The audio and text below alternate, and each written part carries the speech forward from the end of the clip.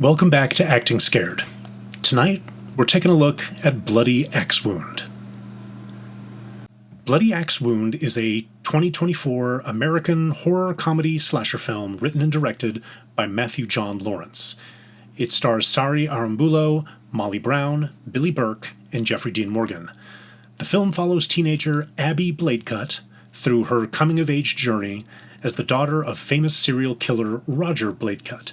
It received mixed reviews from critics who praised its performances and genre-blending plot twists, but criticized its slapstick tone. Bloody Axe Wound has a 25% rating on Rotten Tomatoes. Now, I have a hard time trusting general reviews when it comes to horror. It's a niche genre with many distinct subgenres that simply play by different rules from each other. The point is often to do something risky and different, which means subverting the audience's expectations. Poor reviews can mean a horror movie really pushes against convention. Or it can also mean that it's poorly written, poorly executed, or trashy schlock. Let's see where Bloody Axe Wound falls. Jeffrey Dean Morgan is just too damn charming. I mean, after Walking Dead and The Watchmen, he's become synonymous with sadism with a smile. At least for me. We are seconds into this movie, and with one line, this feels like familiar territory, and I mean that as a compliment. Horror movies are like martial arts movies. You can do a lot with them, but if they don't let you know what kind of a movie you're watching pretty damn quick, that is usually not a great sign. This is not bad acting. This is a deliberate style choice. We're not getting realism here, we're getting camp. Any acting school, any coach can help you with realism. I'm not saying that that's easy, but it's got to be the single most common approach in Western theater and film. What we're getting here is something different, but on purpose. Let's see if it's for a good reason.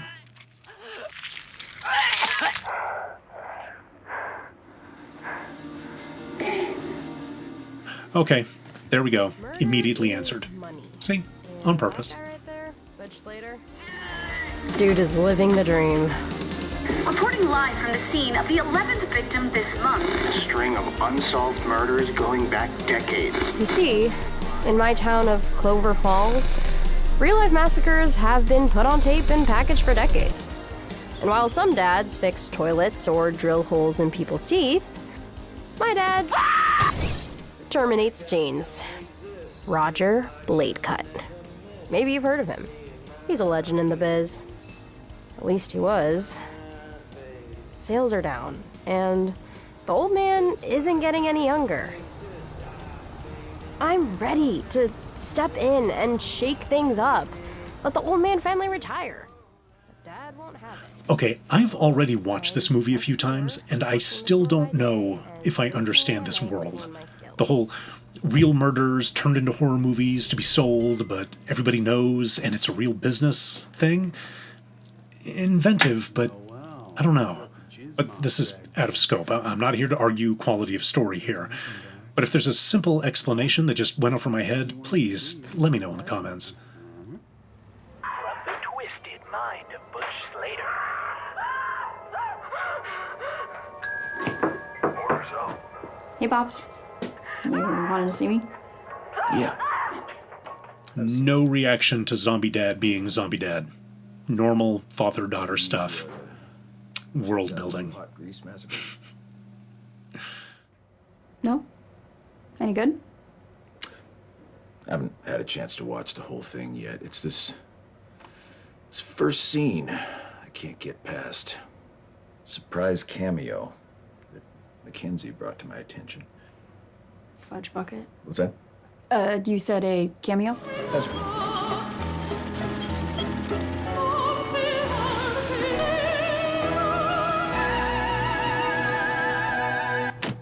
No. No can do, lady. The last time I took your dad's clothes, I found a big toe in one of the machines. Please, Glenn. Pretty please. So the world they've built for this story is fantastical, if not ridiculous. But they're still living in it. It's a goofy world, but it's theirs. This is commitment to the circumstances. It always comes back to commitment to the circumstances.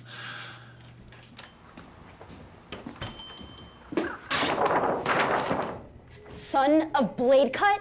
Are you serious? Yeah, part-time employee of Blade Cut just didn't have the same ring to it. I still can't wrap my mind around why you chose Mackenzie. The guy is such a butt crumpet. Whoa! Abby!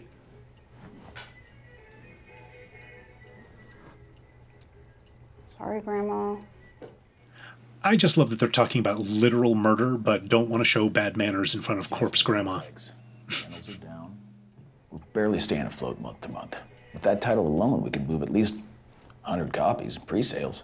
Why Mackenzie? Why not me? It's because I'm adopted, isn't it? Because you're adopted? No, sweetheart. Of course not.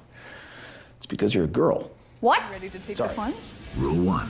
Hell no. Work fast and get out. All right, suit yourself. I'm going in. Rule 2. Never let him see your face. Shit. I'm gonna go check it out. All right, how convenient.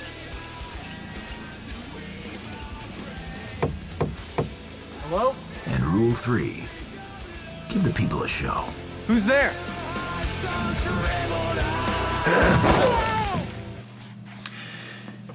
It feels like we have two separate styles of acting happening at the same time. We have the real world of the killers and then a parody reality of the victims that is colored with slasher nostalgia and camp. At least that's what comes across to me. Do you think that was deliberate, or do you think they just didn't get as good of actors for these more minor roles? See? The difference in the reactions here. It doesn't seem to be just a difference of perspective and circumstance. It's like they're in two separate movies. We know they're doing some unique world building with this film, but this difference in behavior is really interesting. This guy's reaction to staring down a killer, for example, in a realism context is ridiculous.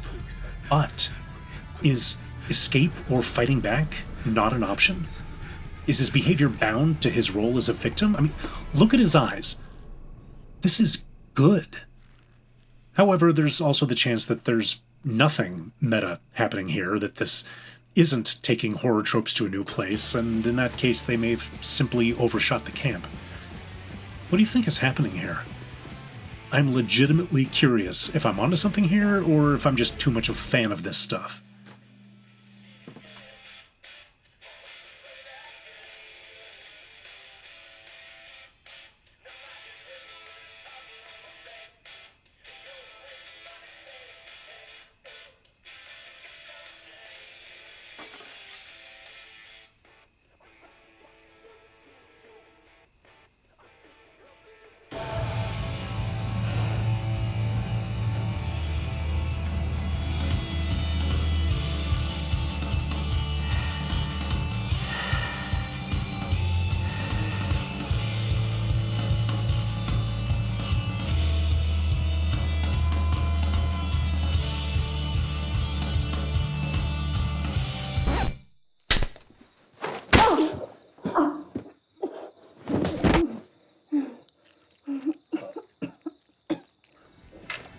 Glenn, it's Abby. I'm calling to offer you the role of a lifetime.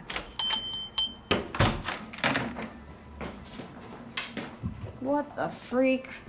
Big day. You ready? Explain this to me. Eddie Levy is a one-man comic relief and meta-content delivery system. The sincere commitment to this weird set of circumstances is impressive. I've done so much to prepare for this part. I'm talking full method. I exfoliate with urinal kicks now. You promised I could be in this movie. And you will be, my sweet Sergio. Just not today.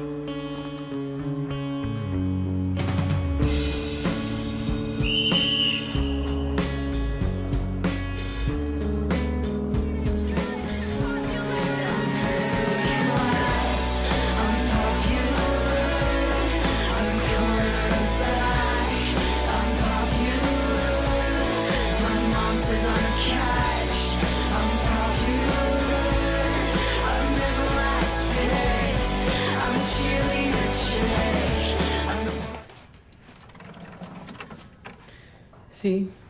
Prom queen, pulverized. Star quarterback, slain. Valedictorian, more like Valenomorian. And I can't even begin to describe the horrors that befell the bowling team. Largest mass disemboweling on record.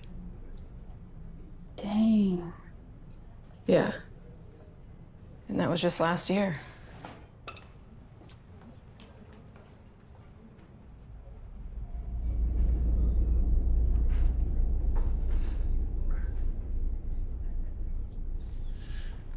Billy Burke, of Papa Charlie from Twilight fame. Now, wearing a monster mask and playing a monster is hard enough. I mean, this takes serious skill as a performer not to just look like a dude in a rubber mask. Now, wearing that same monster mask and playing a loving father? What are you doing? Damn, Billy. This is one of the scenes that can make us buy into this weird world.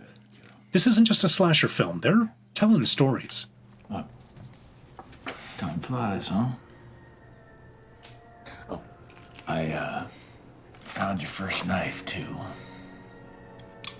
Huh?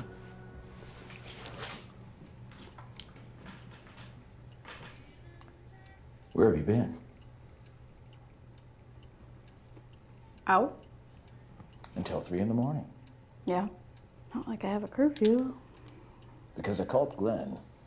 He said the last he heard from you was a little after 9. Oh, don't forget. This man is an absolute killer. How quickly he slides between these two roles is very fun to watch.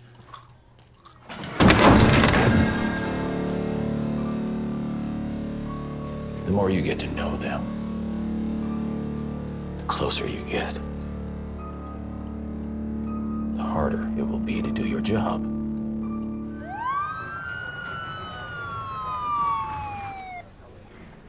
Officer, what happened? We, the people of this community, deserve to know. How is Eddie Levy not in more stuff? Let us do our job. My God. What is happening to our town? What? Bloody Axe Wound is like if an episode of My So-Called Life took place inside a Scream movie, and I mean that as a huge compliment. A solid high school coming-of-age film punctuated by meta-humor and fun kill scenes. The line that these actors have to walk is impressive. What makes this movie fun is its campy self-awareness, but Sari Aramburo and Molly Brown expertly inhabit this world, even when that world doesn't make a ton of sense.